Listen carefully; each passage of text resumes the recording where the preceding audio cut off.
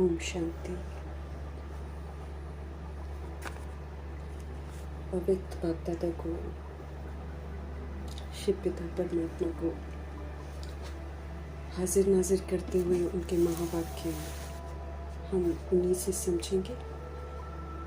Universe की सारी souls को समर्पित करेंगे, साथ में प्रकृति को, वायुमंडल को और तत्वों को भी समर्पित करेंगे। मीठे मीठे बाबा के मीठे मीठे महावाक्य की शक्ति पूरे वायुमंडल में, तत्वों में, प्रकृति में फैले, साथ में यूनिवर्स में मौजूद सारी रूहों तक भी पहुँचे। ये भी दिल से दुआ करेंगे। उन रूहों तक पहुँचे जो वृद्ध शरीरों में हैं, उन रूहों तक पहुँचे जो हमारे साथ नकारात्मकता से कनेक्टेड हैं, उन रूहों तक पहुँचे जो हम आत्माओं से लौकिक में कनेक्टेड हैं, उन रूहों तक पहुँचे जो रोज़ अचानक शरीर छोड़ रहे हैं, उन रूहों से संबंधित जो रूहें हैं जो बेचैन हैं, उनको समझ नहीं है अचानक हादसे क्यों हो रहे हैं। ऐसी तड़पती हुई आत्माओं तक प्रभु जी की समझ पहुँचे, रूहों को राहत मिले। दिल से दुआ करेंगे।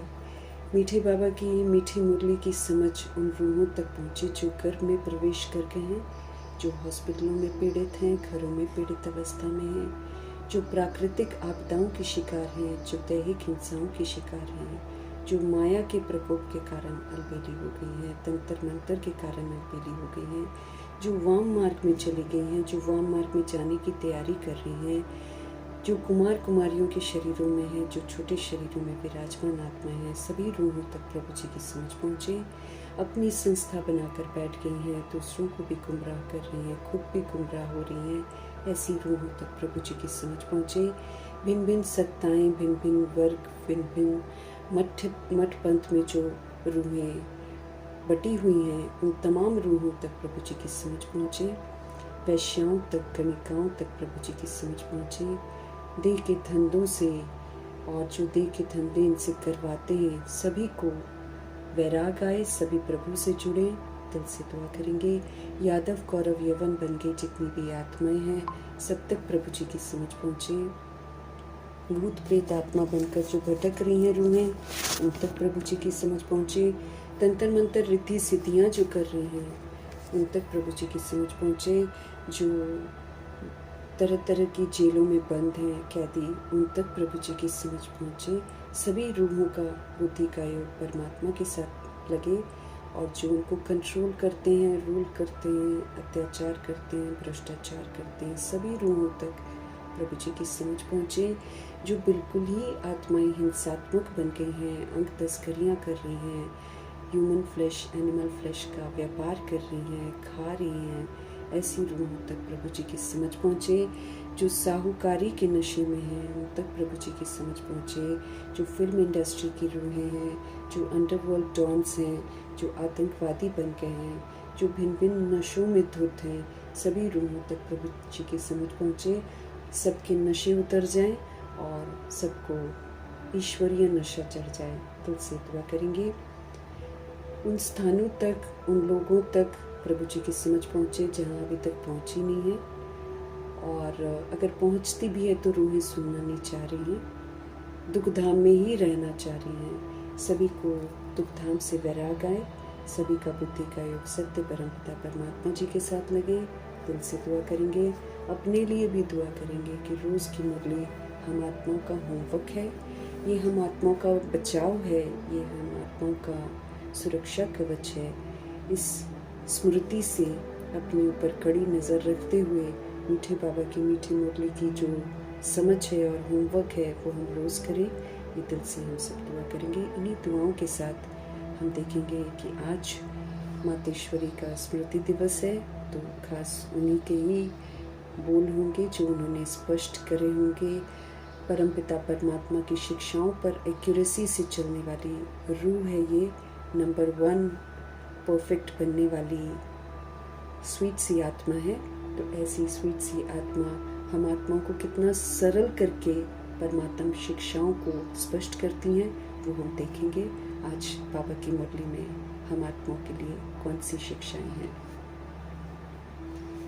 इस कर्म क्षेत्र पर कर्म अनादि चीज है। तुम्हें कर्म छोड़ना नहीं है, लेकिन तुमको कर्मयोगी बनना है। ये कर्म क्षेत्र है जहाँ हम रूहें आकर शरीर लेती हैं और कर्म करती हैं।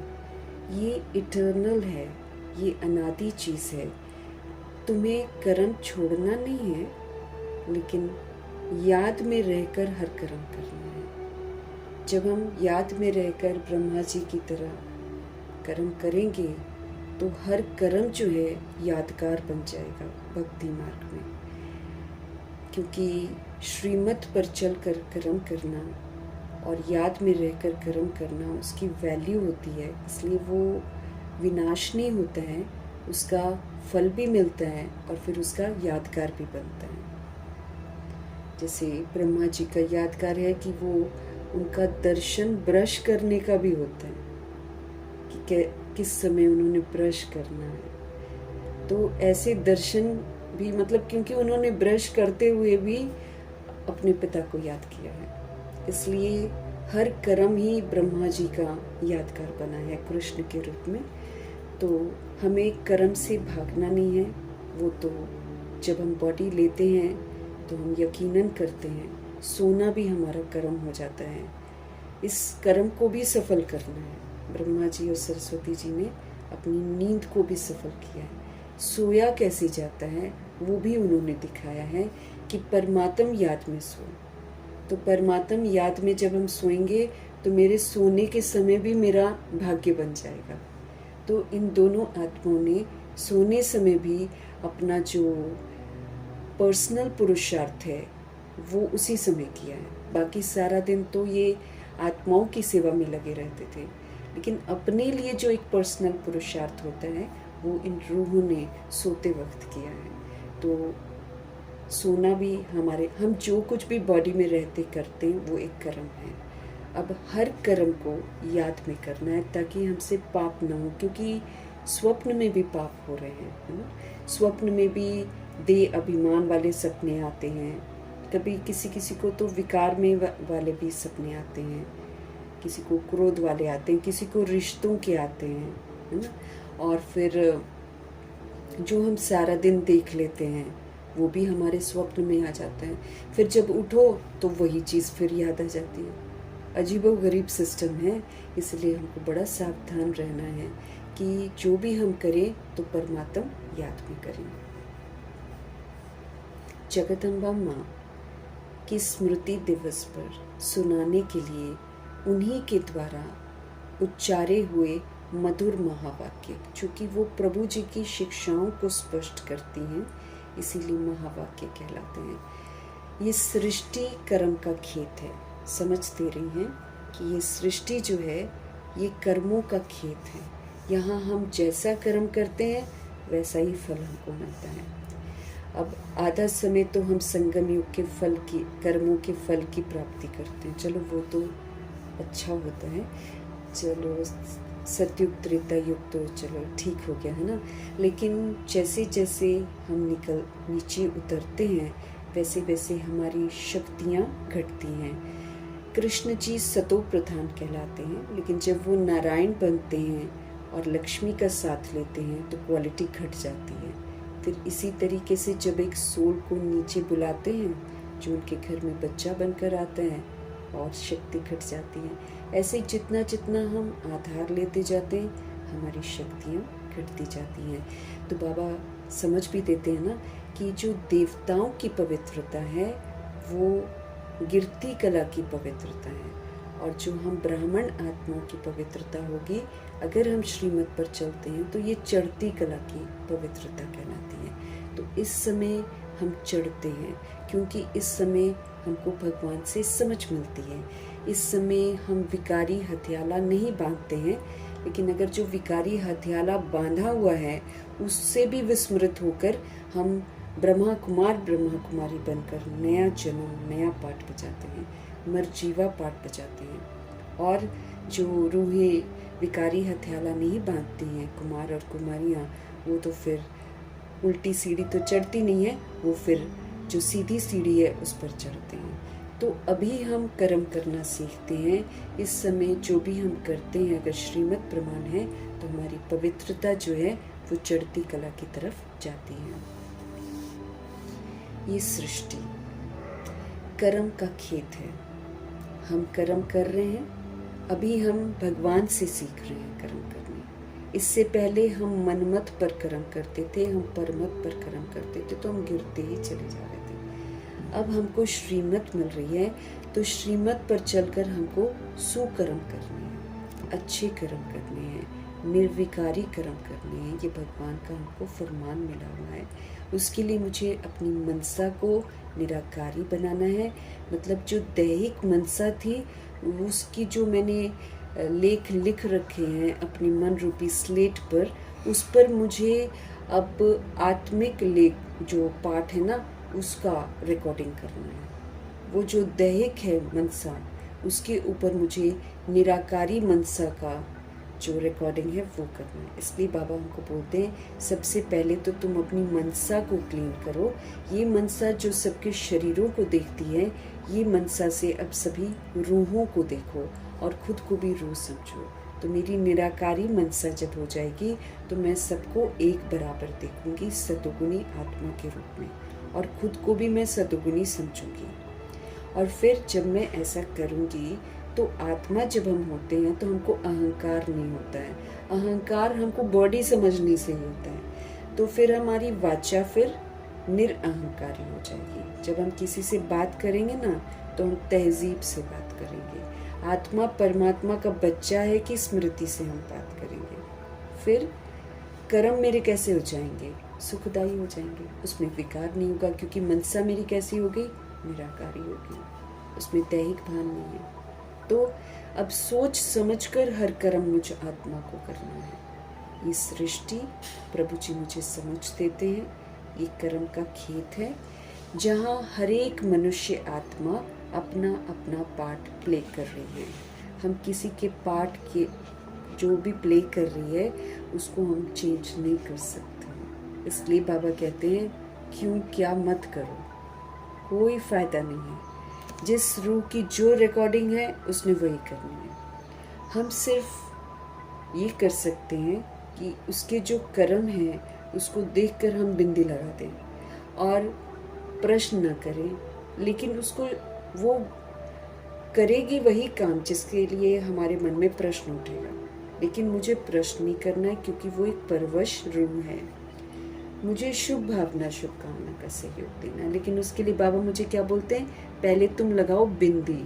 मतलब अंदर जो चलता है ना, ऐसा नहीं करना चाहिए, वो ना चले। बिंदी लगाएं हम, बिंदु रूप बन जाएं हम, और फिर मैं उस रूह के दर्द को समझते हुए उसको शुभ भावना शुभकामना का सहयोग दूं ताकि वो क्वेश्चन करने वाले कर्म से मुक्त हो जाए। बड़ा सोच समझकर बाबा कहते हैं कि कर्म करो, नहीं तो मैं आत्मा बंधन में बंध जाऊंगी, बोझिल हो जाऊंगी, फिर मेरा शरीर से निकलना बड़ा मुश्किल हो जाएगा।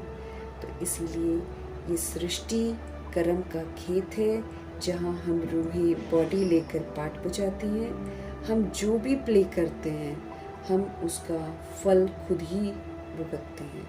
अभी अच्छा फल हमको रीप करना है ताकि हमें कभी दुख ना हो, हमें कभी पश्चाताप ना हो। तो मीठे बाबा की मीठी बच्ची मम्मा जी समझ दे रही हैं कि सृष्टि कर्म का खेत है जहाँ हर एक मनुष्य आत्मा अपना अपना पार्ट प्ले कर रही हैं। इसमें परमात्मा का भी पार्ट है। सबसे खूबसूरत बात पूरे ड्रामा में यही है कि जब भगवान आकर पार्ट प्ले करते हैं फिर हम उनके साथी बनते हैं। तो ये सबसे खूबसूरत समय। बाकी तो हम भूल जाएंगे सारा कुछ।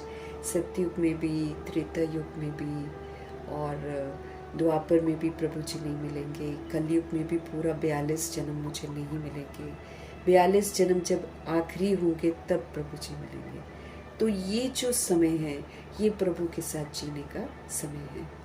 तो मम्मा जी बोल रही हैं इसमें परमात्मा का भी पार्ट है, लेकिन वो आत्माओं के सदृश जन्म मरण में नहीं आते हैं। पार्ट ज़रूर है उनका, लेकिन हम आत्माएं जैसे गर्भ में जाते हैं, चाहे महल में जाएं चाहे जेल में जाएं, जाते तो है ना। तो हमारी तरह हमारे शिव पिता परमात्मा पवित्रता के सागर गर्भ में नहीं प्रवेश करते हैं। आत्माओं के सदृश उनके कर्म का खाता कभी भी उल्टा नहीं बनता है। हम चूँकि बॉडी का आधार लेते हैं, हम और भी बहुत सारे आधार लेते हैं, इसलिए हमारा उल्टे कर्मों का खाता भी आधा कल्प के बाद बनना शुरू होता है।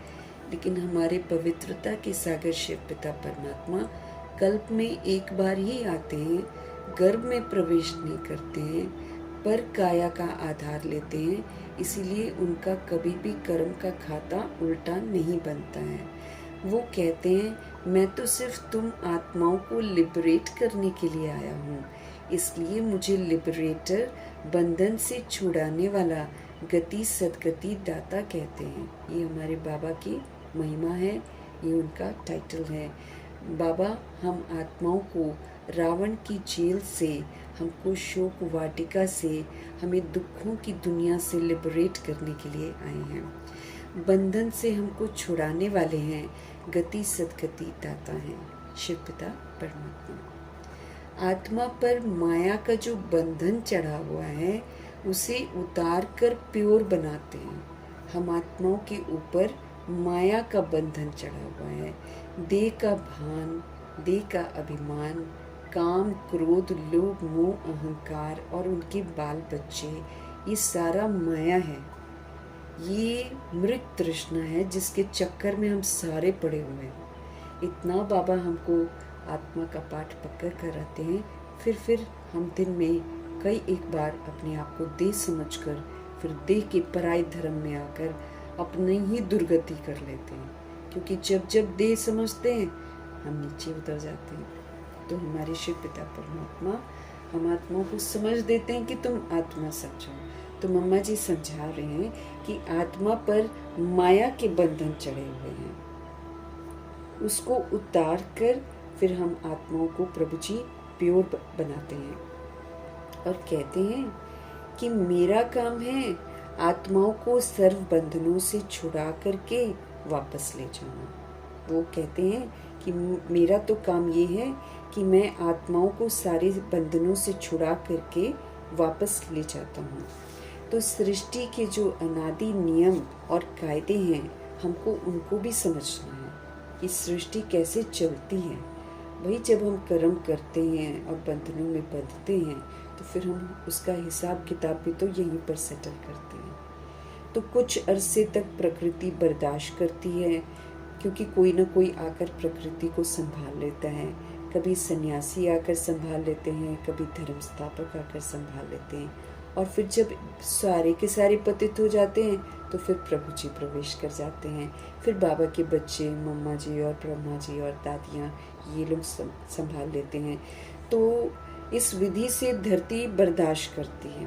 लेकिन कायदा है ना ड्रामा का कि भाई जब तुम एक्सट्रीम में चले जाओगे तो फिर कुछ तो करना पड़ेगा। तो इसीलिए मम्मा जी समझा रही हैं कि सृष्टि में जो अनादि नियम है, जो इटर्नल कायदे हैं, उसको समझना हमारे लिए बहुत ज़रूरी है। फिर इस मनुष्य सृष्टि की वृद्धि किस तरह से होती है ये भी समझना हमारे लिए बहुत ज़रूरी है। फिर वो टाइम भी आता है जब ये कम होती है। पहले वृद्धि हो जाती है अभी, है ना। फिर एक समय आता है कि जब पॉपुलेशन कम भी होती है। ऐसे नहीं कि बढ़ती है तो बढ़ती ही चली जाती है, नहीं, कम भी होती है। तो सृष्टि में हर चीज़ का नियम है। सृष्टि वैसे है बड़ी प्योर, लेकिन हम बेकायदे चलकर सृष्टि के कायदों को बिगाड़ देते हैं। फिर इसकी विधि है कि हमको सुधारा भी जाता है, लेकिन सब सुधरते नहीं हैं। जो सुधर जाते हैं उनको ड्रामा माफ़ कर देता है। जो नहीं सुधरते फिर ड्रामा के पास बहुत तरीके हैं हम आत्माओं को सुधारने के और देह अभिमान से छुड़ाने के। तो मम्मा कह रही हैं ऐसा नहीं है कि हम आते हैं और वृद्धि होती है तो बढ़ती ही चली जाती है, अति के बाद अंत भी तो होता है ना, कम भी होती है। तो सृष्टि में हर चीज़ का नियम बना हुआ है, अपने शरीर का भी नियम है। पहले बाल अवस्था होती है, फिर किशोर अवस्था होती है, लड़कपन जिसे कहते हैं, है ना, टीनेजर जिसे कहते हैं, फिर युवा होते हैं, है ना, फिर उसके बाद वृद्ध अवस्था होती है। सबकी होती है, इसलिए कभी भी इतराना नहीं होता है कि भाई हम तो हमेशा ऐसे ही रहेंगे, ऐसा नहीं होता है ना। हर रूह की जो बॉडी है वो बॉडी चेंज होती है, उसकी वो परिवर्तनशील है बॉडी, और अभी भी बहुत गजब गजब तरीके से परिवर्तन होने हैं शरीरों में। इसलिए बाबा उनको समझ देते हैं कि शरीर से तुम उपराम हो जाओ, ना, नहीं तो इसको खूबसूरत बनाने की तमन्ना में आत्माएं बहुत कुछ करती हैं ना, लेकिन ये हमेशा एक जैसा नहीं रहता है, ये परिवर्तन करता है। सतयुग में अच्छे शरीर होते हैं, पवित्र होते हैं, इसलिए वहाँ की वृद्ध अवस्था बहुत डिफरेंट होती है। यहाँ हम चूँकि विकारों में जाते हैं, इसलिए वृद्ध अवस्था यहाँ की दुखदायी होती है। सबके हड्ड-गोडे दुखते हैं वृद्ध अवस्था में जाकर, क्योंकि शरीर से हम पाप कर्म करते हैं। सृष्टि में मम्मा कहती है हर चीज़ का नियम है, यहाँ पर बड़ी कायदे से चलती है। अपने शरीर का भी नियम है कि पहले बाल अवस्था होगी, फिर किशोर अवस्था होगी, फिर युवा होगा, फिर वृद्ध होगी। तो वृद्ध भी जल्दी नहीं, वृद्ध होते होते जर्जरीभूत हो जाते हैं, है ना। शरीर कैसे होते हैं, खोखले हो जाते हैं, कोई चल नहीं पाता है, किसी को क्या हो जाता है, किसी को क्या हो जाता है। तो हर बात का बढ़ना, फिर उसका अंत होना, ये भी नियम है। इसी तरह से सृष्टि की जनरेशन्स का भी नियम है। एक जीवन की भी स्टेजेस हैं, तो फिर जन्मों की भी स्टेजेस हुआ करती हैं, फिर जनरेशन भी जो चली उसकी भी स्टेजेस हुआ करती हैं। तो इसी तरह सभी धर्मों की भी स्टेजेस होती हैं। पहला जो धर्म है वो सबसे ताकत वाला है, पवित्रता का धर्म, आदि सनातन देवी देवता धर्म। लेकिन पीछे आहिस्ते आहिस्ते सारे दैहिक धर्म आते हैं, तो दैहिक धर्मों में फिर त्रुटियां आनी शुरू हो जाती हैं। तो वो सबसे ताकत वाला है हमारा आदि सनातन देवी देवता धर्म, और फिर पीछे आहिस्ते आहिस्ते जो आते हैं उनकी ताकत फिर कम होती जाती है। तो धर्मों का बंटना, फिर धर्मों का चलना, हर एक बात नियमों से चलती है। इन सब बातों को भी समझना है। ये सृष्टि रूपी खेल है, इस खेल में सब कुछ होता है, इसलिए प्रश्न नहीं करना है, नफरत नहीं करनी है। भेदभाव जो आ गया है, धर्मों में भिन्नता आने से, ये सारी चीज़ों से हमको अब बाहर निकलना है। इसी हिसाब से बाप भी कहते हैं मेरा भी इसमें पार्ट है।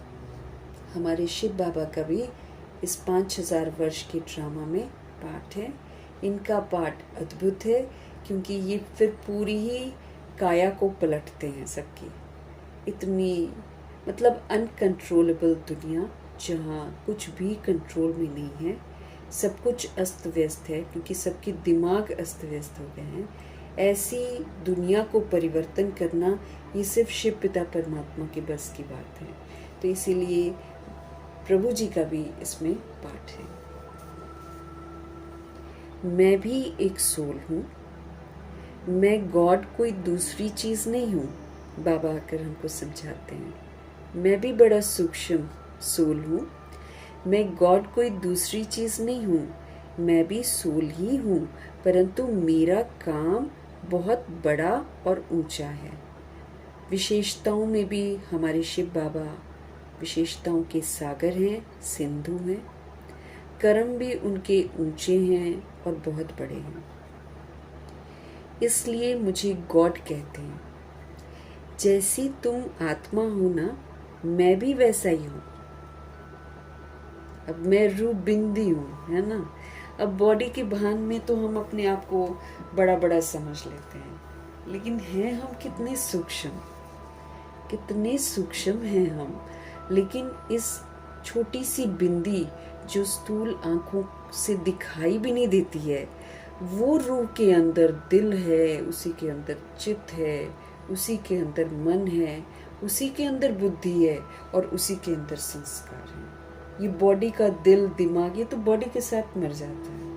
ये तो रूह चूंकि बहुत पावरफुल होती है ना, ऊपर से आखिर तो पावरफुल होती है, वो जब बॉडी में प्रवेश करती है और अपनी एनर्जी को सब जगह फैलाती है, तो वो एनर्जी जो बॉडी को चलाती है उसकी वजह से ये जो शरीर है ये कुछ समय तक, जैसे शरीर छोड़ने के बाद भी आत्मा का इफ़ेक्ट जो है वो बॉडी में रहता है।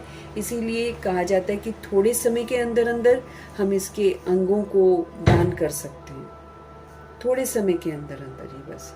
लेकिन बहुत ज़्यादा देर हो जाती है तो फिर सब बेकार हो जाता है। वो भी सिर्फ इसलिए क्योंकि रूह की पावर है उसके अंदर। इतने समय से वो दिल को यूज़ करती है, इतने समय से वो आँखों को यूज़ करती है। अब निकल तो वो जाती है लेकिन उसमें जो उसके हिस्से होते हैं ना उसमें ताकत होती है। तो इसीलिए कई लोग उसका फटाफट तुरंत कहीं ना कहीं पहले ही डोनेट किया होता है, तो इमिडिएटली वो लोग जहाँ डोनेट किया होता है वो लोग पहुँच जाते हैं, आँखें निकाल कर डोनेट कर लेते हैं, या कोई बॉडी का और हिस्सा जो किसी और रूह के काम आ जाए वो लोग फटाफट देते हैं। और फिर ऐसा फील करते हैं कि वो रूह जाकर वहाँ पर उसको सहयोग दे रही है, तो अच्छा फील होता है। फिर लोग मिलते भी हैं वैसी रूहों से और उनको याद भी आता है कि उस रूह की आँखें हैं ये। ऐसा भी लोग बहुत करते हैं ना। और बहुतों को आजकल अंगों की ज़रूरत पड़ती है। बाकी ये बॉडी अगर रूह काफ़ी देर हो जाती है निकले हुए, फिर ये बॉडी किसी काम की नहीं होती, फिर इसके अंग भी किसी काम के नहीं होते। तो रूह में बड़ी ताकत है, रूह ही तो चला रही है सारी बॉडी को। अब क्या होता है, हम जैसे जैसे बॉडी कॉन्शियसनेस होते जाते हैं वैसे मेरी जो रूह की ताकत है वो कम होनी शुरू हो जाती है। और जब मेरी ताकत कम होती है ना, फिर हमारे शरीर रोगी बन जाते हैं। बॉडी समझने से हमारी ताकत कम होती है। इसलिए बाबा हमको फिर से बोल रहे हैं कि रूह समझो। अब दादी जनक ने अपने आप को रूह समझा था, इसलिए 1974 में उनकी बॉडी का समाप्ति थी अकॉर्डिंग टू जन्मपत्री, है ना। और डॉक्टर्स ने भी बोल दिया था कि नहीं चलेगी ये, है ना, मतलब शरीर छोड़ देंगी। 1974 से बॉडी को देखो कितना चलाया जनक दादी ने, है ना। तो क्यों? क्योंकि रूह में पावर आ गई, रूह पावरफुल हो गई, तो पावरफुल रूह ने फिर बॉडी को चलाया।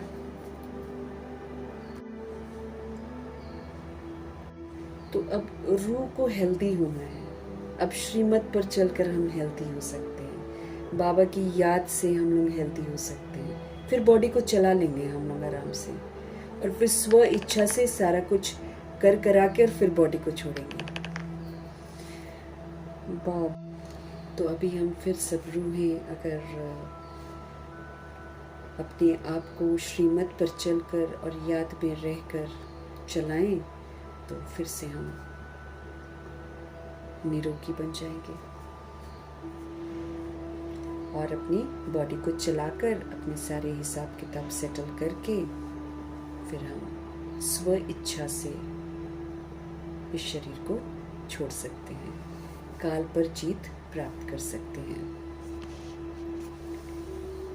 बाबा मम्मा कह रही है, इसी हिसाब से बाप भी कहते हैं मेरा भी इसमें पार्ट है, मैं भी एक सोल हूँ, मैं गॉड कोई दूसरी चीज़ नहीं हूँ, मैं भी असल में सोल ही हूँ, परंतु मेरा जो काम है ये तो बहुत बड़ा और ऊंचा है, इसलिए मुझे गॉड कहते हैं, वरना तो देखने में हमारे जैसे ही हैं, लेकिन अद्भुत कार्य करते हैं इसलिए गॉड कहलाते हैं और वो कभी भी पतित नहीं बनते। जैसी तुम आत्मा हो मैं भी वैसा ही हूँ, जैसे आपका बच्चा है वो भी तो मनुष्य है, आप भी मनुष्य हो। जब हम बॉडी लेते हैं तब मनुष्य होते हैं ना, तो जैसे हम मनुष्य हैं वैसे बॉडी वाला बच्चा है ना। बॉडी वाले हैं तो फिर बॉडी वाला बच्चा होता है। तो बाबा कहते हैं जैसे आपका बच्चा है, शरीर का बच्चा होता है ना, तो जैसे आपका बच्चा है वो भी तो मनुष्य है, आप भी मनुष्य हो, उसमें तो कोई फर्क नहीं है ना। तो मैं भी आत्मा ही हूँ। आत्मा आत्मा में कोई फर्क नहीं है। अब कंपैरिजन दिखा रहे हैं ना कि देखो, बॉडी का फादर, बॉडी का बच्चा, दोनों एक जैसे। फिर ऐसे ही सोल और सोल का फादर। अब बॉडी का फादर, बॉडी का बच्चा विनाशी, क्योंकि बॉडी मर जाती है, और सोल का फादर और सोल का बच्चा, ये लोग अविनाशी हैं। इस अंतर को बाबा समझा रहे हैं। जब मनुष्य है तो मनुष्य का बच्चा मनुष्य लगता है। तो मैं भी आत्मा ही हूँ। आत्मा आत्मा में कोई फर्क नहीं है, लेकिन कर्तव्य में बहुत भारी फर्क है। बाबा कहते हैं मैं भी आत्मा ही हूँ। आत्मा आत्मा में कोई फर्क नहीं है, लेकिन कर्तव्य में बहुत भारी फर्क है। इसलिए कहते हैं कि मेरा जो कर्तव्य है वो सबसे अलग है। मैं कोई हद के एक धर्म का स्थापक नहीं हूँ, मैं तो दुनिया का क्रिएटर हूँ। मैं कोई हिंदू, मुस्लिम, सिख, ईसाई, ये जो हद के एक एक धर्म है, इनकी स्थापना मैं नहीं करता हूँ। मैं तो दुनिया का क्रिएटर हूँ। वो हो गए धर्म के क्रिएटर। तो जैसे वो आत्माएं अपना काम अपने समय पर करती हैं, वैसे मैं भी अपना समय पर आता हूँ। मेरा कर्तव्य, बाबा कहते, विशाल है। मेरा कर्तव्य महान है और सबसे निराला है। इसलिए कहते हैं तेरे काम निराले। दुनिया वाले जो हैं वो तो हिंदू, मुस्लिम, सिख, ईसाई ऐसे ही करते हैं ना, लेकिन बाबा हिंदू, मुस्लिम, सिख, ईसाई नहीं बनाते हैं। दुनिया, मैं तो दुनिया का क्रिएटर हूँ। वो हो गए धर्म के क्रिएटर। जैसे वो आत्माएं अपना काम अपने समय पर करती हैं, वैसे मैं भी अपने समय पर ही आता हूँ। मेरे कर्तव्य विशाल हैं, मेरा कर्तव्य महान है और सबसे निराला है। इसलिए कहते हैं तेरे काम निराले। कल पहले भी बाबा ने किया था, इसलिए सारी रूहें जो हैं जाने अनजाने में इसी विधि से महिमा करती हैं। उनको सर्वशक्तिवान भी कहते हैं शिव बाबा को। सबसे शक्तिशाली काम है आत्माओं को माया के बंधनों से छुड़ाना। सबसे पावरफुल काम है। हम इतने माया के वशीभूत हो जाते हैं कि हमको उस दलदल से निकालना सबसे बड़ा काम है और सबसे शक्तिशाली काम है। हम निकलते कहाँ हैं माया के? इतने सारे बंधन हैं जिसमें हम फंसे पड़े हैं। बंधन तो एक्सट्रीम में है। देह का बंधन है, कर्म इंद्रियों का बंधन है। बस बंधन में तो हम घुसते ही चले जाते हैं। तो अब बाबा को हम पर कितनी मेहनत करनी पड़ रही है कि किस विधि से हमको समझ दे देकर कि ये झूठ है, इससे बाहर निकल जाओ, ये तुमको दुख देगा, इससे बाहर निकल जाओ। शरीर के बंधन से, देह के भान के बंधन से, देह के अभिमान के बंधन से बाबा हमको निकालते हैं। कर्मों के बंधन से निकालते हैं। कर्म इंद्रियों के बंधन से हमको निकालते हैं। स्वभाव संस्कार का बंधन कितना ज़बरदस्त है, जिसको बाबा बार बार बोल रहे हैं कि छोड़ दो। उसके बंधन में हम बंधे हुए हैं। व्यक्तियों के बंधन में हम बंधे हुए हैं। हम वस्तु वैभवों के बंधन में बंधे हुए हैं। मायावी जो संबंध है, माया के संबंध है ना, देखो एक दूसरे को हम लोग कैसे अपना अपना समझते हैं। चंद मिनटों का खेल होता है कि बिछड़ जाते हैं, है ना। अब देखो बच्चे घर से कोचिंग सेंटर गए हैं, है ना, पढ़ने के लिए गए हैं। घर वालों को पता है कि जल जाएंगे और वापस नहीं आएंगे, लेकिन मायावी संबंध है ना। देखो जब तक वो हैं तो कैसे रो रहे हैं, कैसे एक दूसरे को बिलख रहे हैं आत्माएं कि आग लगे जा रही है, जहां तहां आग लगे जा रही है। सेफ्टी नहीं है। यही इसलिए बाबा बोलते एक समय आ जाएगा ना, बाहर ही नहीं निकलेंगे लोग। इतने डर जाएंगे, इतने सहम जाएंगे। तो ये सारे क्या है? मायावी संबंध है, जिसको हम बोलते हैं ये मेरा है, ये मेरा है। सारे माया के संबंध है। तो मायावी संबंधों का बंधन बाबा अब हमको छुड़ा रहे हैं कि भाई तुम भूल जाओ। तुम्हारी आंखों के सामने या तो तुम्हारी बॉडी छूटेगी या किसी और की बॉडी छूटेगी। इसको तुम अपना मत समझो, इसमें जो रूह है उसके कल्याण के बारे में सोचो। और हमेशा ये ना इतना सारा कुछ होगा, उस समय हमको शांत, स्थिर, खुश, संतुष्ट रहकर, खजानों से संपन्न रहकर खजानों का सहयोग देना है। ये नहीं कि मरी हुई बॉडी को देखकर रोना है, वो तो एक खेल के लिए है, खिलौना है वो। खिलौनों को अपना समझना ये मायावी संबंध है, जिसको इंसान मेरा मेरा कहता है। पुरानी स्मृतियों का कितना बंधन है, वो नहीं जाती। पुरानी यादें, इसको तो भगवान ही बुलवा सकते हैं। इसलिए योग लगाना है हमको बहुत बाबा के साथ, नहीं तो पुरानी स्मृतियां कहाँ कहाँ की बचपन की इमर्ज हो रही हैं, क्योंकि कहीं ना कहीं हम बंधे हुए हैं किसी न किसी के साथ। पुरानी चलन हमारी, पुराने बोल, वही बोल बोल बैठते हैं हम कभी कभी, इतना भूल जाते हैं अपने आप को।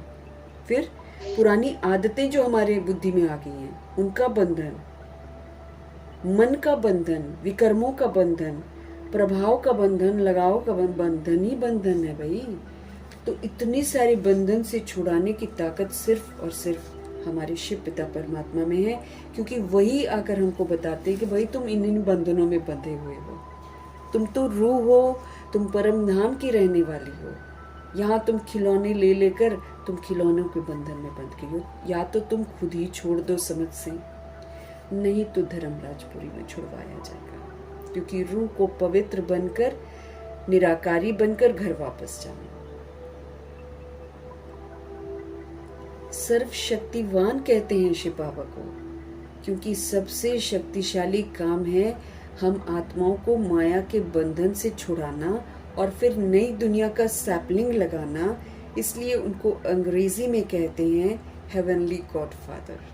हमारे शिव बाबा को हेवनली गॉडफादर कहते हैं। और जो क्रिश्चियनिटी में प्रेयर्स होती है ना, वहाँ तो ज़रूर संबोधित करते हैं। अब जानते नहीं हैं, वो सोचते हैं कि भगवान जी हेवन में रहते हैं, लेकिन हेवनली गॉडफादर का मतलब है कि वो हेवन स्थापन करते हैं। जैसे क्राइस्ट को कहेंगे क्रिश्चियनिटी का फादर, उनको हेवनली गॉडफादर नहीं कहते हैं। हेवन का स्थापक तो परमपिता परमात्मा है, तो हेवन वर्ल्ड हो गई ना। हेवन कोई एक धर्म नहीं है, तो वो वर्ल्ड का स्थापक हो गया, और उस वर्ल्ड में एक धर्म है, उसमें एक का राज्य होगा, और उसमें तत्व आदि सब चेंज हो जाएंगे। इसलिए उनको हेवनली गॉडफादर कहते हैं, क्योंकि हेवनली गॉडफादर आकर सब कुछ नया कर देते हैं, हमको भी नया जन्म देते हैं। अब ये हम पर है कि हम लेते हैं कि नहीं लेते हैं, लेकिन जन्म वो हमको नया ही देते हैं। अगर हम अभी भी पुरानी स्मृतियों में जी रहे हैं तो फिर हम मरजीवा नहीं बने। तो नया जन्म, नई स्मृतियाँ, नए संस्कार, नई आदतें, नए संबंध। अब बंधन नहीं है, अब नए संबंध हैं। जितना हम रूहों का भला करते जाएंगे उतना मेरे संबंध बनते जाएंगे। दूसरा, गॉड इज ट्रुथ कहते हैं। तो ट्रुथ क्या चीज़ है, किसमें ट्रुथ है, ये भी समझने की बातें हैं। मम्मा कह रही है हर बात को समझना है, समझेंगे तो फिर हम सही तरीके से चल पड़ेंगे इस राह पर। कई समझते हैं कि जो सच बोलता है वही गॉड है। आज की दुनिया में कुछ कर दिया और उसने सच बोल दिया, तो लोग कहते हैं कि वही सच है और वही गॉड है। गॉड कोई और चीज नहीं है, बस सच बोलना चाहिए, ऐसा समझती है दुनिया, परंतु नहीं। गॉड इज ट्रुथ का मतलब ही है कि गॉड ने ही आकर के सभी बातों की सच्चाई बताई है। गॉड इज ट्रुथ माना गॉड ही ट्रुथ बतलाता है, बाकी तो झूठ बताते हैं सारा का सारा। शास्त्र झूठे, सब कुछ झूठा। अगर शास्त्रों में, अगर गीता में भगवान जी के महावाक्य भी 4-5 हैं, तो उसको समझाने वाला कोई है ही नहीं, कोई नहीं समझा सकता है सत्य। सत्य तो शिव बाबा। अब देखो हमको सच बोलना सिखाते हैं, हम तो झूठी झूठ बोलते हैं, हम कहाँ सच बोलते हैं। हम तो शरीर समझ रहे हैं, पहला झूठ तो हम वहीं पर बोलते हैं, उसके बाद मेरा नाम ये, मेरा वो, सारा झूठ झूठ झूठ। तो गॉड इज ट्रुथ मतलब ऑलमाइटी गॉड फादर ही आकर हमको इस सृष्टि का सत्य बताते हैं कि भाई हम सोल्स हैं, बाकी हम ड्रामा में पार्ट प्ले कर रहे हैं, ये कर्म के बंधन है जिसमें हम आ रहे हैं। अब बंधनों से मुझे मुक्त होना है क्योंकि मुझे घर वापस जाना है। शरीर का बंधन है, इससे भी मुझे मुक्त होना है। बाकी जितने मैंने बना रखे हैं उससे भी मुझे मुक्त होना है। मुझे समझ दी जा रही है। जो ये बंधन से मुक्त हो जाता है वो इज्जत से घर वापस जाता है। जो नहीं मुक्त होता है उसको फिर बेइज्जत करके, पनिश करके फिर वापस भेजा जाता है। लेकिन भेजा सबको जाएगा, ड्रामा धक्के मार कर भेजेगा। जो चले जाएंगे बाबा के साथ वो तो चले गए, बाकियों को तो धक्के मार के अच्छी तरह पनिश करके भेजेगा। तो गॉड इज ट्रुथ मतलब सिर्फ परमपिता परमात्मा ही आकर हमको सच्चाई बताते हैं, उनको नॉलेजफुल कहते हैं। बाबा की सारी बातों में ही तो सच्चाई है। ओशन ऑफ नॉलेज है वो। ये नॉलेज को हम कोई कहीं लिख थोड़ी सकते हैं। लिखते जाओ लिखते जाओ लिखते जाओ, कॉपियां भरती जाएंगी भरती जाएंगी। जिसके लिए बाबा ने कहा है तुम पूरी धरती को कागज बना लो, तुम जितनी भी दुनिया में जंगल हैं सबको तुम कलम बना लो, तुम सागर को स्याही बना लो तो भी तुम एक जगह पर लिख नहीं पाओगे। इतना अथाह ज्ञान है क्योंकि इसकी गहराइयां बहुत हैं। तो बाबा जी मम्मा समझ दे रही हैं कि भगवान ओशन ऑफ नॉलेज है, वो ओशन ऑफ ब्लिस है, आनंद का सागर है। गॉड नोज, गॉड जानते हैं, तो जरूर विशेष कुछ जानने की बात है ना। तो वो कौन सी जानकारी है? ये नहीं कि इसने चोरी की। गॉड नोज, भले वो जानता सब कुछ है, परंतु उसकी महिमा जो है ना भगवान जी की, वो इसी पर है कि हमारी दुनिया जो नीचे गिर गई है वो ऊंची कैसे चढ़े। इस चक्र की बातों को वो जानता है, इसलिए कहते हैं गॉड नोज, भगवान जी जानते हैं। तो परमात्मा की महिमा उस तरीके से आती है जो मनुष्य से बिल्कुल अलग है, क्योंकि उनका जानना सबसे अलग है। मनुष्य का जानना हद है, कहते भी हैं मनुष्य अल्पज्ञ है, और परमात्मा के लिए कहते हैं कि वो सर्वज्ञ है। ह्यूमन बीइंग्स तो लिमिटेड हैं। जैसे कल भी बाबा ने भगवान मतलब हम सभी सोल्स जो हैं, हमारे लिए भगवान पाठशाला खोलते हैं, हमारे लिए यूनिवर्सिटी खोलते हैं। क्यों खोलते हैं? क्योंकि हम अनपढ़ हैं, हम खुद को ही नहीं जानते हैं, ना जीना जानते हैं ना, तो हम अनपढ़ है ना। बाबा कहते पढ़ाई मीन्स व्हाट? पढ़ाई मीन्स आचरण। तो हमारा आचरण तो हम बिल्कुल ही कुछ नहीं जानते थे, तो अनपढ़ ही हो गए ना। इसलिए हम अनपढ़ों के लिए भगवान जी यूनिवर्सिटी और पाठशाला खोलते। पाठशाला में हम ABCD पढ़ते हैं, फिर धीरे छोटी छोटी मुरलियाँ पहले पढ़ते हैं, फिर यूनिवर्सिटी में आ जाते हैं। यूनिवर्सिटी में हमारी अव्यक्त मुरलियाँ चलती हैं। जब हम अव्यक्त मुरलियाँ पढ़ना शुरू करते हैं तो समझ लो कि हम यूनिवर्सिटी में आ गए, और जब तक हम ABCD का पाठ पढ़ते हैं तो फिर हम पाठशाला में हैं। अब हमारे पर डिपेंड करता है कि हम किस लेवल तक पहुँचे, वो हम खुद को पूछ सकते हैं। तो बाबा मम्मा कह रही हैं कि भगवान जो हैं जानते हैं कि जो ये सृष्टि चक्र है ये कैसे चलता है, और हम आत्माएं उसमें कैसे पाठ बजाते हैं, कैसे हम नीचे गिरते हैं, और फिर अब हमको कैसे ऊपर उठना है। ये जो चक्र की बातें हैं ना, ये प्रभु जी जानते हैं। बाकी हम रोजमर्रा की जिंदगी में क्या कर रहे हैं वो भी वो जान सकते हैं, लेकिन क्यों जानेंगे? हमारे मन की बातें खिचड़ा है मन में, इतना टाइम नहीं उनके कि हाँ। लेकिन अगर हम रूहें उनके सम्मुख हो जाएं तो A to Z हमारा बिल्कुल स्पष्ट हो जाएगा उनके सामने। हम कोई छिप थोड़ी सकते हैं। तो परमात्मा की महिमा उस तरीके से आती है जो मनुष्य से बिल्कुल अलग है, क्योंकि उनका जानना सबसे अलग है। मनुष्य का जानना तो लिमिटेड है, कहते भी हैं मनुष्य अल्पज्ञ है, लिमिटेड है, ज्यादा नहीं बता सकता है।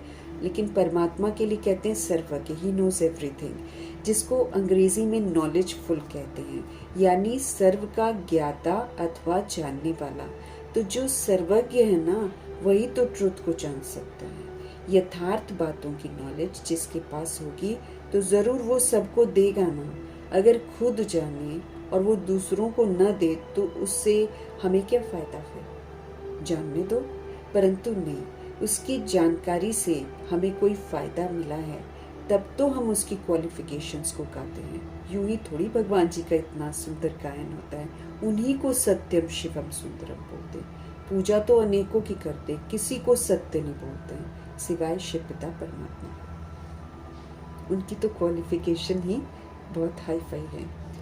उसके पीछे पड़ते हैं, कभी कुछ भी होता है तो कहते हैं हे भगवान अब तो ये कर, खैर कर, हम पर रहम कर, मेरा दुख दूर कर, तो हम उससे मांगते हैं। अब कितना दुखों में दुनिया तड़प रही है ना, तरह तरह के हादसों में। एक पिता, अब देखो वहाँ पर देखो, है ना, बच्चे चिल्लाकर या फ़ोन करके अपने फादर को, शरीर के फादर को बोल रहे हैं पापा हमें बचा लो, पापा हमें बचा लो, है ना। पापा बचा पा रहे हैं क्या? फादर बचा पाते हैं क्या? सामने जलते हुए देखते हैं बच्चों को, कोई कुछ कर पाता है क्या? नहीं ना। तो अब समय आ गया है सुप्रीम रूप को जानने का, अब समय आ गया है उनको याद करने का, क्योंकि आग तो सब जगह लगनी है, लेकिन वो आग का सेक मेरे पर ना आए उसके लिए मुझे पहले सुधरना है। समय से पहले, समय से पहले सुधर जाएंगे तो उस आग से हम बच जाएंगे। सेक तो नहीं लगेगा, सेक लगना मतलब बेइज्जत होना, मतलब मेरे को पनिशमेंट मिला। पनिशमेंट तो फिर भगवान जी के साथ तो नहीं जा सकता न, नारायण जी के साथ भी नहीं आ सकते। कभी कुछ भी होता है तो कहते भगवान अब तू ये कर, हम पर खैर कर, हम पर रहम कर, मेरा दुख दूर कर दे। कहते हैं ना, लोग चिल्लाते हैं ना, तो हम उससे मांगते हैं ना, उससे कुछ संबंध है तभी तो मांगते हैं। इसलिए उस तरीके से हम याद करते हैं जैसे उसने हमारे पर कोई एहसान किया हो। भले हम नहीं जानते हैं, लेकिन जब घनी मुसीबत आती है तो हम प्रभु जी को ही याद करते हैं घनी मुसीबत में, है ना।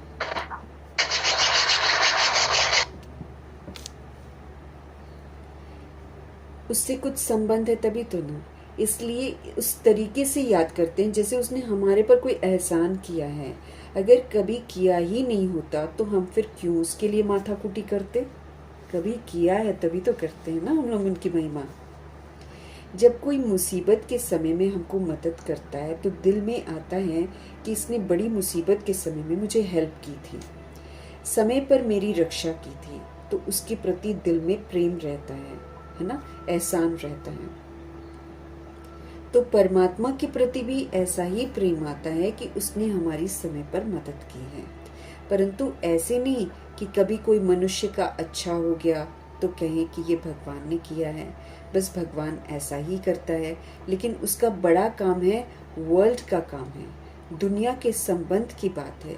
बाकी ऐसे नहीं कि किसी को थोड़ा पैसा मिल गया ये भगवान ने किया है ना। कई लोग ऐसा सोच लेते हैं कि उनके पास पैसा आ गया है तो उनको भगवान ने पैसा दिया है।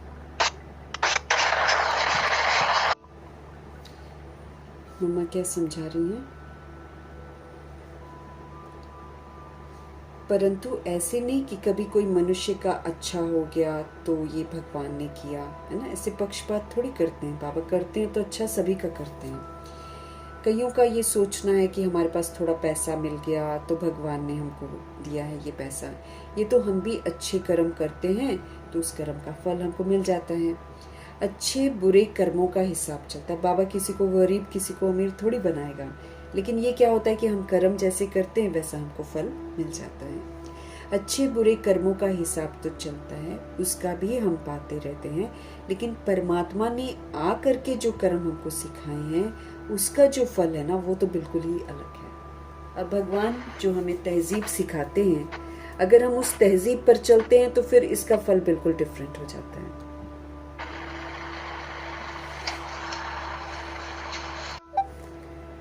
बाबा कह रहे हैं, मम्मा कह रही है ना, भगवान, लेकिन उसका बड़ा काम है, वर्ल्ड का काम है, दुनिया के संबंध की बात है। बाकी ऐसे नहीं कि किसी को थोड़ा पैसा मिल गया तो ये भगवान जी ने किया। ये तो हम भी अच्छे कर्म करेंगे ना तो उस कर्म का फल हमको मिलता है। अच्छे बुरे कर्मों का हिसाब चलता है, उसका भी हम पाते रहते हैं, लेकिन परमात्मा ने आकर के जो हमको कर्म सिखाए हैं उसका जो फल होता है वो तो बिल्कुल ही अलग होता है। अल्पकाल का सुख तो बुद्धि के आधार पर भी मिलता है। अगर बुद्धि किसी की थोड़ा चलती है तो वो आत्मा अपनी बुद्धि के बल पर सुख पा लेती है, परंतु उसने, भगवान जी ने जो नॉलेज दी है उससे तो हम सदा के लिए सुख पाते हैं। तो परमात्मा का काम भिन्न हो गया है, इसलिए कहते हैं कि मैं ही आकर के कर्म की जो यथार्थ नॉलेज होती है ना वो सिखाता हूँ, जिसको कहा गया है कि कर्म योग जो है श्रेष्ठ है। अब बाबा हमको कहते हैं याद में रहकर कर्म करो, ताकि हमको याद रहे कि कर्म कैसे करने हैं। क्योंकि याद में रहकर कर्म करेंगे तो कर्म बाबा कभी हमको उल्टे करने नहीं देंगे। जब हम उनको भूलते हैं तब हमारे कर्म उल्टे होते हैं। तो इसीलिए हमको कर्म योग सिखाते हैं। तो कर्म योग से मेरे श्रेष्ठ कर्म होते हैं। इसमें कर्म को, घर गृहस्थ को छोड़ने की बात नहीं है, सिर्फ तुम अपने कर्मों को पवित्र कैसे बनाओ उसकी नॉलेज मैं बतलाता हूँ। बाबा कहते मैं तुम्हें घर छोड़ने के लिए नहीं कहता हूँ, मैं तुम्हें कर्म भी छोड़ने के लिए नहीं कहता हूँ, मैं तो तुमको कर्मों को पवित्र कैसे बनाना चाहिए उसकी नॉलेज मैं तुम्हें बताता हूँ। तो कर्म को मुझे पवित्र बनाना है, कर्म छोड़ना नहीं है। कर्म तो अनादि चीज है, इटर्नल है। जब हम आते हैं तो हम कर्म करते ही हैं। ये कर्म क्षेत्र भी अनादि है। ये 5000 वर्ष के बाद हम फिर से यहाँ पर आएंगे, हम फिर से कर्म करेंगे, ये तो हम करते ही रहेंगे। तो इसलिए इसको क्या बोलते हैं? अनादि है। कर्म क्षेत्र भी अनादि है। मनुष्य है तो कर्म भी है, परंतु उस कर्म को तुम श्रेष्ठ कैसे बनाओ वो मैं तुम्हें सिखाता हूँ, है ना। जिससे फिर तुम्हारे कर्म का खाता जो होता है अकर्म बन जाता है। अब हमको अकर्म का खाता बनाना है, क्योंकि ना 2500 वर्ष की राजधानी में हमारे अकर्म होते हैं। वहां पर मेरा किसी के साथ कार्मिक बॉन्डेज नहीं बनता है, तो वो मुझे कार्मिक बॉन्डेज नहीं बनाना है अपना। नहीं तो फिर कार्मिक बॉन्डेज जब हमारा बनता है तो फिर जन्म लेते जो अब तो क्लोज करना है ना। और सत्युग त्रेता युग में हम बंधन में नहीं बनते हैं। इसलिए बाबा हमको जो कर्म सिखाते हैं वो याद में रहकर जब हम करते हैं और श्रीमद् प्रमाण करते हैं तो मुझ आत्मा का किसी भी रूह के साथ कोई हिसाब किताब नहीं बनता है। फ्री होकर मैं जाऊंगी और मेरा कौन सा संस्कार बन जाएगा? अकर्म का, जिसको फिर हम 2500 वर्ष की राजधानी में नेचुरली करेंगे। वहां मेरा कोई विकर्म नहीं बनेगा। परंतु उस कर्म को तुम श्रेष्ठ कैसे बनाओ वो मैं तुम्हें सिखाता हूँ।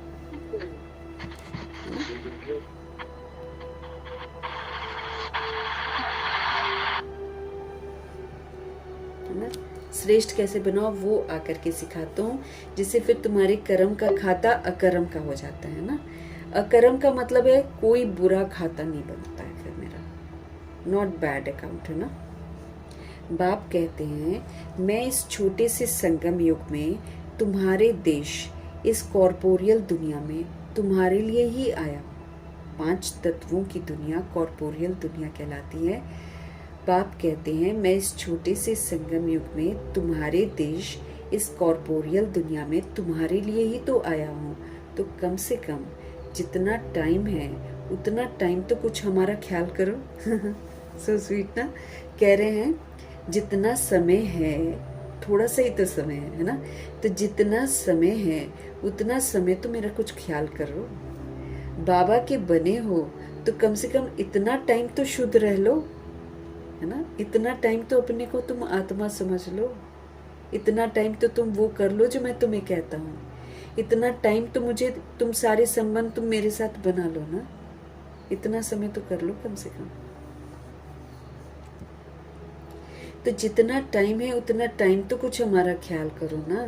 बाबा के बने हो तो कम से कम इतना टाइम तो शुद्ध रहो, फिर तो तुम्हारी ऐसी प्रारब्ध बन जाएगी जो तुम्हें उस दुनिया में मेहनत ही नहीं करनी पड़ेगी।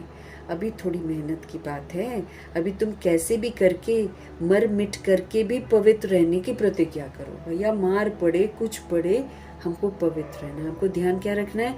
पवित्रता की गहराइयों में जरूर जाना है। संपूर्ण पवित्रता किसे कहते हैं? उसे यथार्थ रीति समझकर पवित्र बनना है। बाबा कहते थोड़ी मेहनत कर लो।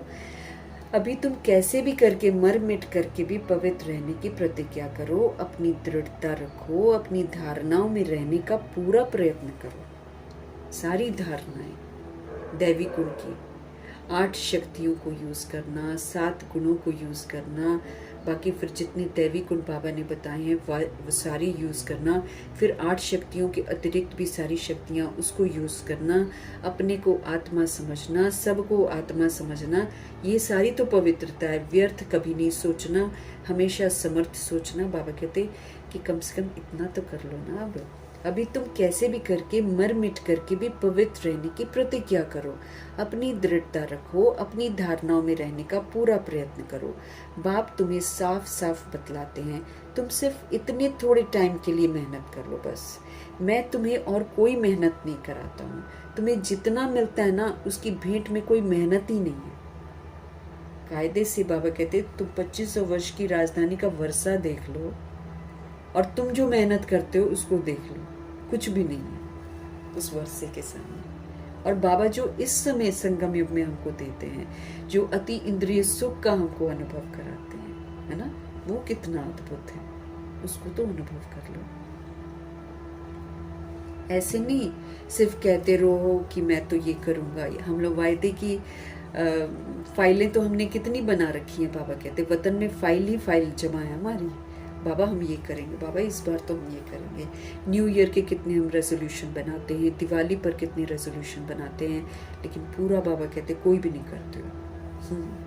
फिर ऐसे नहीं कि सिर्फ कहते रहो कि मैं तो ये करूंगा, मैं तो ये करूंगा। दुनिया क्या कहेगी, वो क्या कहेंगे, अरे दुनिया क्या कहेगी छोड़ दो उसे। क्या कहेगी दुनिया हमको, कुछ कहेगी क्या? वो तो खुद ही पीछे आएगी, रोएगी, कल्पेगी। इसलिए हमको निडर रहना है कि दुनिया क्या कहेगी, छोड़ दो इसे। अभी ये दुनिया ही जाने वाली है, अब तो मौत सामने खड़ी है हमारे। तुम इतना लंबा चौड़ा जो बनाकर बैठे हो, ये सब वेस्टेज कर रहे हो,